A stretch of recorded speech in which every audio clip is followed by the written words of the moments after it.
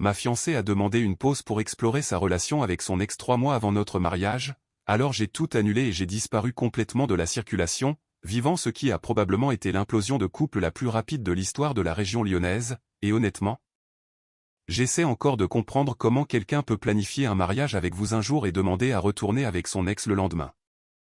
Je m'appelle Thomas, j'ai 31 ans, je suis directeur commercial dans la tech à Lyon, j'étais fiancé à Manon depuis 6 mois et nous étions ensemble depuis 3 ans au total, tout semblait solide, nous avions cet appartement que nous avions acheté ensemble il y a 2 ans.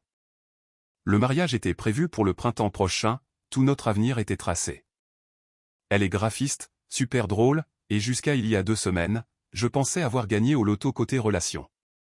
Nous nous sommes rencontrés lors d'un afterwork en centre-ville, elle y était pour promouvoir son activité de freelance et j'y étais parce que mon entreprise sponsorisait l'événement, elle avait cette énergie qui attirait tout le monde, confiante, créative. Elle avait toujours quelque chose d'intéressant à dire.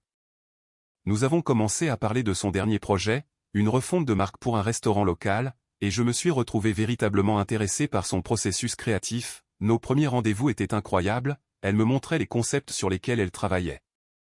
M'expliquer la psychologie derrière le choix des couleurs et la typographie, je n'avais jamais réalisé toute la stratégie nécessaire pour rendre quelque chose visuellement simple. De mon côté, je lui parlais de mon travail dans la vente de logiciels, du défi de construire des relations avec les clients, de comprendre ce dont ils ont vraiment besoin par rapport à ce qu'ils pensent vouloir, le courant passait parfaitement. Elle riait à mes blagues nulles et j'appréciais sa perspective artistique surtout. Elle me traînait à des vernissages et je l'emmenais voir des matchs au stade, c'était équilibré, comme si nous apportions chacun quelque chose d'unique à la relation.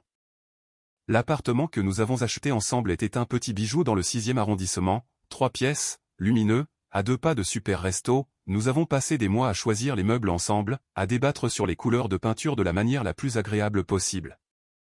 Elle voulait un mur d'accent audacieux dans le salon, j'avais peur que ce soit trop, mais on a fait un compromis et le résultat était magnifique. Je me souviens du jour où nous avons eu les clés, assis par terre dans notre salon vide, buvant du champagne dans des tasses à café parce que nous n'avions pas encore déballé les verres à pied, c'est à nous, a-t-elle dit. Et la façon dont elle m'a regardé à ce moment-là m'a donné la certitude que je voulais passer ma vie avec elle. La demande en mariage a eu lieu environ 18 mois après notre emménagement, je prévoyais le coup depuis des mois, cherchant le moment parfait, elle parlait toujours de ce petit coin au parc de la Tête d'Or où elle allait dessiner quand elle cherchait l'inspiration. Un dimanche matin, j'ai proposé d'y aller faire un tour, elle était assise sur un banc, me montrant les détails architecturaux des bâtiments de l'autre côté du boulevard, m'expliquant comment les différentes époques de construction créaient une frise chronologique visuelle intéressante. C'est là que j'ai su que c'était le bon moment, quand elle était juste elle-même, passionnée par ce qu'elle aimait. Quand j'ai posé un genou à terre, sa première réaction a été de rire, pas méchamment, mais comme si elle n'arrivait pas à croire que ça arrivait vraiment. « Tu es sérieux là ?» a-t-elle demandé, puis elle a vu la bague et son expression a changé. « Oui. » A-t-elle dit avant même que je finisse ma phrase. « Oui, absolument, oui. » Nous avons passé les mois suivants à planifier ce mariage pour avril, elle était dans son élément, coordonnant les prestataires, concevant les faire-part, créant toute une esthétique visuelle, moi j'essayais surtout de ne pas la gêner et de payer ce dont elle avait besoin. La regarder faire était incroyable, elle avait cette capacité de voir comment tous ces petits détails allaient s'assembler. Mais samedi dernier est arrivé, je préparais le petit déjeuner, me sentant plutôt bien dans ma vie, quand Manon s'assoit à la table de la cuisine avec cette expression grave que je ne lui avais jamais vue. « Il faut qu'on parle, dit-elle, j'ai réfléchi à nous, au mariage, et je pense qu'on devrait faire une pause. » J'ai cru qu'elle paniquait à cause du stress de l'organisation, c'est vrai que c'est écrasant de gérer 50 prestataires et membres de la famille, alors j'ai demandé « Ok, quel genre de pause ?»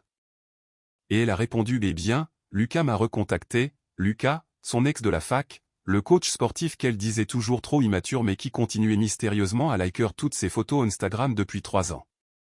Il pense à moi, et honnêtement, je pense à lui aussi, je crois qu'avant de nous marier, je devrais explorer ses sentiments, tu sais, pour être sûr.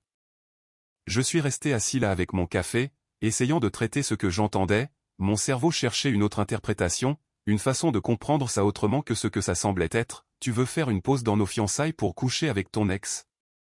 Lui ai-je demandé. Ce n'est pas juste une question de sexe, Thomas, c'est une question d'être complètement sûr avant de prendre cet engagement. Tu ne préférerais pas que je règle ça maintenant plutôt que de me poser la question plus tard? Que je me demande et si, pendant tout notre mariage? Le truc, c'est que je voyais bien qu'elle avait déjà décidé, ce n'était pas une discussion, elle m'annonçait son plan et s'attendait à ce que je l'accepte, elle y pensait probablement depuis des semaines, peut-être des mois. On parle d'une pause de combien de temps, ai-je demandé, peut-être un mois, 2 maximum, juste pour voir s'il y a encore quelque chose ou si c'est juste de la nostalgie, je nous dois cette certitude. Et je suis censé faire quoi pendant cette période d'exploration? Attends-moi, réfléchis à nous aussi, prends peut-être du temps pour vraiment considérer ce que le mariage signifie pour toi, ce sera sain pour nous deux d'avoir un peu d'espace avant de s'engager pour toujours. L'attendre comme si j'étais une roue de secours vers laquelle elle pourrait revenir après avoir testé la concurrence? Comme si nos 3 ans ensemble, notre appart, nos fiançailles, notre mariage, comme si rien de tout ça ne comptait assez pour la rendre sûre d'elle? C'est là que j'ai eu un déclic, j'avais déjà vécu une relation où j'étais le filet de sécurité, l'option fiable qu'on garde sous le coude en attendant de trouver mieux, et je m'étais juré de ne plus jamais revivre ça. Au moment où quelqu'un vous demande d'attendre pendant qu'il décide s'il veut de vous, il a déjà répondu à la question. Non, j'ai dit. Non quoi? Pas de pause, soit on s'engage à se marier, soit on ne le fait pas, si tu veux explorer d'autres personnes, alors c'est fini. Son visage est devenu blême.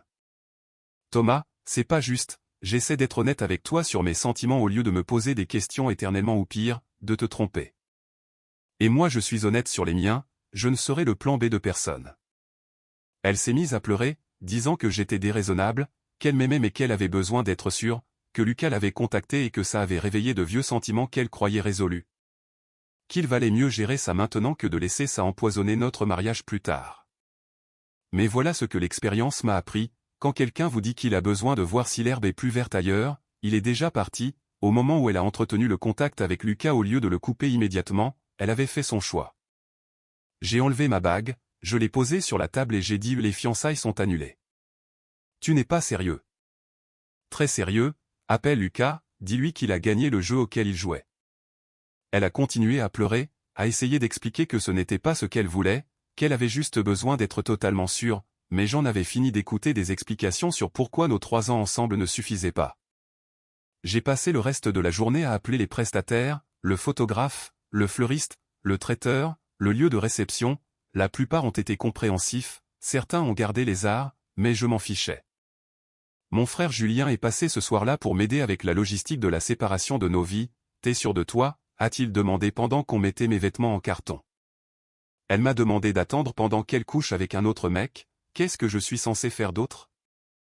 Ça a réglé la question pour lui aussi, Julien n'avait jamais été le plus grand fan de Manon de toute façon, pas parce qu'il ne l'aimait pas, mais parce qu'il disait qu'elle avait toujours l'air de chercher quelque chose de mieux, même quand tout allait bien. Dès le dimanche soir, notre appartement était en vente et j'avais appelé ma boîte pour demander une mutation, un poste de direction s'était ouvert à Bordeaux depuis des mois, et soudain, ça semblait être exactement le nouveau départ dont j'avais besoin. Mise à jour 1, après mon poste initial, les choses sont allées vite, j'ai reçu une offre comptant pour l'appartement en 48 heures de la part d'investisseurs qui rénovent des biens dans le quartier, environ 15 000 € sous le prix du marché, mais je m'en fichais. Je voulais sortir de là vite et proprement. Manon logeait chez son amie Sophie pendant tout ce temps, pensant toujours que je faisais juste une scène et que je me calmerais une fois que j'aurais digéré sa demande. Sophie m'envoyait des textos pour jouer les médiatrices, elle t'aime vraiment, elle a juste peur de faire le mauvais choix, vous ne pouvez pas arranger ça. Mais c'est exactement le problème, si tu as peur de me choisir, alors ne me choisis pas, je ne veux pas être la décision par défaut de quelqu'un. Les acheteurs voulaient signer le compromis rapidement, j'ai dit oui tout de suite. Julien a pris 3 jours de congé pour m'aider à emballer ce que je voulais garder, on a donné la plupart des meubles à Emmaüs, trop compliqué à déménager à l'autre bout de la France, et honnêtement, je ne voulais pas de souvenir de cette vie-là. Mercredi soir, je chargeais des cartons dans un box de stockage quand j'ai reçu un texto de Manon, on peut parler s'il te plaît? J'ai réfléchi à tout ça et je veux qu'on arrange les choses. Il n'y a rien à arranger, tu as fait ton choix, j'ai fait le mien, j'ai répondu. Je n'ai rien fait avec Lucas encore, on s'est juste envoyé des messages. Ça a rendu la chose pire en fait, elle était prête à faire exploser nos fiançailles pour quelqu'un avec qui elle échangeait juste des SMS, notre relation était si peu importante pour elle qu'elle la risquait pour quelque chose qui n'était peut-être même pas réel. Jeudi soir, je dormais à l'hôtel car tout était emballé, quand Julien est arrivé avec des bières et des pizzas. Tu tiens le coup, a-t-il demandé. Honnêtement, mieux que prévu, J'attends de me sentir dévasté, mais je me sens surtout soulagé. Soulagé comment? Comme si je retenais mon souffle depuis des mois sans m'en rendre compte, à toujours me demander si j'en faisais assez pour l'intéresser, si j'étais assez excitant, assez stable, assez tout, maintenant je n'ai plus à me poser la question. Il a hoché la tête, tu sais ce que maman disait toujours? Quand quelqu'un te montre qui il est, crois-le. Vendredi matin, j'ai signé les papiers et je suis officiellement devenu SDF par choix, ma boîte avait validé le transfert, j'avais un appart meublé qui m'attendait à Bordeaux, et je me sentais plus léger que depuis des mois. C'est là que ça devient intéressant, Manon et Lucas avaient apparemment prévu de passer à l'appartement le vendredi après-midi, elle voulait lui montrer notre vie ensemble ou un truc dramatique du genre, à la place. Ils ont trouvé le panneau vendu et un camion de déménagement emportant les derniers meubles donnés. Mon téléphone a commencé à exploser vers 18h, des messages vocaux paniqués, des textos disant qu'elle avait fait une terrible erreur, me suppliant de rappeler, mais j'étais déjà à 3 heures de route en direction de Bordeaux, écoutant des podcasts et me sentant excité de recommencer à zéro. Je pensais que tu essayais juste de me faire peur, disait un message, je ne pensais pas que tu partirais vraiment, on peut arranger ça, je te choisis toi Thomas, je nous choisis nous. Mais c'est ça le truc, je ne voulais pas être choisi par quelqu'un qui avait besoin d'y réfléchir, je voulais être avec quelqu'un qui était sûr de moi comme je l'étais d'elle. Julien avait géré les appels des amis et de la famille de Manon, sa mère l'a appelé en pleurant pour demander ce qui s'était passé, quand il a expliqué la situation, elle est restée silencieuse un long moment. Elle lui a demandé d'attendre pendant qu'elle faisait quoi, a fini par demander sa mère. Qu'elle explorait ses sentiments pour son ex. Oh mon Dieu, ce garçon a eu raison de partir. Même la propre mère de Manon comprenait pourquoi j'étais parti, ça m'a tout dit sur la légitimité de ma réaction. Le dimanche, j'étais installé dans mon nouvel appart à Bordeaux avec vue sur la ville, prêt à commencer mon nouveau secteur lundi matin. Julien m'a envoyé des nouvelles tout le week-end, Manon a débarqué chez lui, exigeant de savoir où j'étais allé, pleurant qu'elle n'avait jamais voulu que ça arrive, mais c'est arrivé. Elle a fait une série de choix qui ont mené directement à ce résultat et maintenant elle était surprise des conséquences. Le meilleur dans tout ça, j'ai appris par des amis communs que Lucas a commencé à prendre ses distances dès qu'il a réalisé qu'elle était vraiment disponible, il s'avère qu'il était plus intéressé par la chasse que par la prise. Un grand classique du mec qui prend son pied à interférer dans les relations des autres. 2 semaines à Bordeaux et j'avais déjà ma routine, j'avais trouvé une bonne salle de sport, découvert des restos sympas, commencé à explorer la ville, pour la première fois depuis des mois, je n'étais angoissé par rien, je vivais, tout simplement. Mise à jour 2, ces derniers mois ont été fous, désolé pour le retard. Le boulot est incroyable, le secteur de Bordeaux est tout ce que j'espérais et je suis en passe de faire ma meilleure année de vente, la ville me correspond bien mieux que Lyon, plus d'énergie, plus d'opportunités, on sent que ça bouge. Mais samedi dernier, je rentrais d'un footing sur les quais quand j'ai vu quelqu'un assis sur les marches de mon immeuble, il m'a fallu une seconde pour réaliser que c'était Manon, elle avait conduit 6 heures depuis Lyon pour me trouver, je n'ai aucune idée de comment elle a eu mon adresse. Probablement via des collègues ou un détective. Il faut qu'on parle, a-t-elle dit en se levant quand j'approchais, elle avait l'air terrible, comme si elle ne dormait pas bien depuis des mois, des cernes, les cheveux en bataille, juste épuisée. Non, on n'a pas à parler. Thomas, s'il te plaît, j'ai fait une erreur, la plus grande erreur de ma vie. Je l'ai laissé monter parce que je ne voulais pas avoir cette conversation devant mes voisins, mais j'ai été clair sur le fait qu'il n'y aurait pas de réconciliation. Elle a regardé autour d'elle, c'est plus petit que notre maison, mais c'est lumineux, ça a du cachet, a-t-elle dit, comme surprise que je puisse avoir un endroit décent sans elle. Qu'est-ce que tu veux Manon? Je veux arranger ça, je veux qu'on se remette ensemble. Elle s'est lancée dans toute une explication sur sa peur, comment Lucas l'avait manipulée en disant qu'elle se contentait de peu avec moi, qu'elle se demanderait toujours si elle ratait quelque chose si elle n'explorait pas ses sentiments. Des tactiques de manipulation classiques qui ont marché parce qu'elle voulait qu'elles marchent. Ça a duré 2 semaines Thomas, 2 semaines et il m'a jeté, tu avais raison sur tout. Je sais que j'avais raison, c'est pour ça que je suis parti. Elle a essayé d'expliquer qu'elle avait réalisé ce qu'elle avait perdu, que chaque jour depuis mon départ avait été horrible, qu'elle ne pouvait plus manger ni dormir ni se concentrer, son activité de graphiste en avait souffert.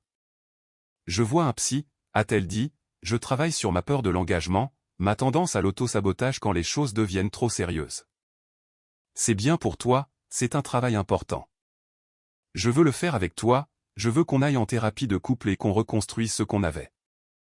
Le truc, c'est qu'en l'écoutant, j'ai réalisé que je ne voulais pas de ce qu'on avait, c'était moi travaillant constamment pour garder son intérêt pendant qu'elle gardait un pied dehors, ce n'est pas de l'amour, c'est juste la peur d'être seule. Je t'aime, répétait-elle, je t'ai toujours aimé, j'étais juste confuse. Tu aimes la sécurité que je représente, c'est différent. Elle a tout proposé, déménager à Bordeaux, signer un contrat de mariage, tout ce que je voulais, elle abandonnerait ses clients à Lyon pour recommencer ici, prouver qu'elle était sérieuse, mais le mal était fait. Elle m'avait montré que quand les choses devenaient sérieuses, son premier instinct était de courir vers quelqu'un d'autre, ce n'est pas quelque chose qu'une thérapie répare, c'est un trait de caractère. Je ne suis plus la même personne qui a quitté Lyon, lui ai-je dit, et tu n'es pas la personne que je pensais épouser, on a tous les deux appris quelque chose d'important sur qui on est vraiment. La conversation a duré environ 2 heures, elle a pleuré, supplié, promis que ce serait différent, mais je n'ai rien ressenti à part de la tristesse pour elle, pas de colère, pas de désir. Juste cette profonde tristesse qu'elle ait gâché quelque chose de réel pour quelque chose qui n'avait aucune chance de marcher. Quand elle est enfin partie, je l'ai regardée démarrer sa voiture depuis mon balcon, je m'attendais à ressentir quelque chose, du regret, un doute, n'importe quoi, au lieu de ça, je me suis juste senti reconnaissant d'avoir fait confiance à mon instinct et d'être parti quand je l'ai fait. J'ai appris plus tard par Julien qu'elle racontait aux gens à Lyon que je l'avais abandonnée, que j'étais parti sans même essayer d'arranger les choses, mais sa propre famille ne gobait pas cette version.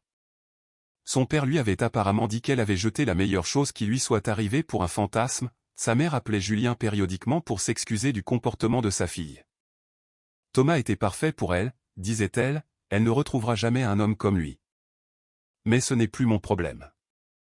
Dernière mise à jour, ça fait 1 an pile que j'ai quitté Lyon et je me suis dit que j'allais clore ce chapitre puisque certains me demandent des nouvelles. La vie à Bordeaux est incroyable, le marché ici est plus compétitif mais aussi plus lucratif, je gagne environ 30% de plus qu'avant et le coût de la vie est similaire, la ville correspond mieux à ma personnalité, plus d'activités, super gastronomie, des gens ambitieux mais pas requins. J'ai rencontré quelqu'un il y a 6 mois, elle s'appelle Élise, elle est directrice marketing pour une start-up en ville, on s'est rencontrés à une soirée réseau, un peu comme avec Manon en fait, mais l'énergie était complètement différente. Là où Manon avait toujours l'air d'être en représentation, Élise est juste authentiquement elle-même, elle prend des décisions et s'y tient, elle n'a pas besoin d'explorer ses options parce qu'elle a confiance en ses choix. Quand je lui ai raconté l'histoire avec Manon, sa réponse a été simple, Dieu merci, elle t'a rendu service. La différence est jour et nuit, être avec quelqu'un qui veut vraiment être avec vous, sans hésitation ni condition, ça change tout. Je ne me demande pas constamment si j'en fais assez car elle me choisit délibérément chaque jour. Manon m'a contacté une dernière fois le jour qui aurait dû être notre mariage, juste un texto disant qu'elle pensait encore à moi chaque jour et qu'elle espérait que j'étais heureux, j'ai bloqué son numéro après ça. Par Julien et quelques connaissances, j'ai eu des échos de sa vie, le schéma que j'avais prédit s'est reproduit exactement, elle a eu plusieurs relations depuis Lucas mais aucune ne dure plus de quelques mois. Les nouvelles vont vite dans les cercles sociaux lyonnais, et quand les mecs apprennent qu'elle a quitté son fiancé pour son ex, ils voient les drapeaux rouges. Son activité de freelance a galéré un moment, perdre sa concentration pendant tout ce drame lui a coûté de gros clients, elle a dû prendre un mi-temps en agence pour joindre les deux bouts. Ses relations familiales sont toujours tendues, ses parents prévoyaient de contribuer financièrement au mariage et étaient furieux d'avoir perdu cet argent, mais surtout, ils s'étaient attachés à moi et devoir expliquer à leurs amis pourquoi leur fille a annulé les fiançailles était embarrassant pour eux. Son père se réjouissait d'avoir un gendre stable, elle avait la configuration parfaite, a-t-il dit à Julien, appart, un type bien, un avenir, et elle a tout jeté pourquoi? Un mec de son passé qui ne voulait même pas d'elle. L'histoire l'a suivie dans le petit milieu pro de Lyon, elle a perdu des clients quand le mot s'est répandu, les gens n'aiment pas travailler avec quelqu'un dont la vie perso montre un tel manque de jugement. Mais le plus parlant c'est sa vie amoureuse, elle essaie de trouver du sérieux depuis 1 an mais elle a cette réputation de fille qui ne sait pas ce qu'elle veut. Les mecs entendent l'histoire et décident qu'ils ne veulent pas investir sur quelqu'un qui pourrait soudainement décider d'explorer ses sentiments avec un ex. On appelle ça la fille qui a quitté son fiancé pour son ex, une réputation dont on ne se remet pas facilement. Pendant ce temps, j'ai été promu directeur régional couvrant tout le sud-ouest, Élise et moi parlons d'emménager ensemble le mois prochain, son bail se termine et le mien court jusqu'à l'été, le timing est parfait. Ce que j'ai appris de tout ça, c'est que quand quelqu'un vous demande d'attendre pendant qu'il décide s'il veut de vous, il vous a déjà donné sa réponse, la bonne personne n'a pas besoin d'explorer des alternatives pour être sûr de vous. Je pense parfois à mon père qui disait toujours que les actes révèlent les priorités mieux que les mots. Les actes de Manon m'ont dit que face au choix entre notre avenir et une gratification immédiate, elle a choisi la gratification sans penser aux conséquences. Ce n'est pas quelqu'un avec qui on construit une vie, c'est quelqu'un qui cherchera toujours la prochaine chose excitante, la prochaine possibilité qui pourrait être mieux que ce qu'elle a déjà.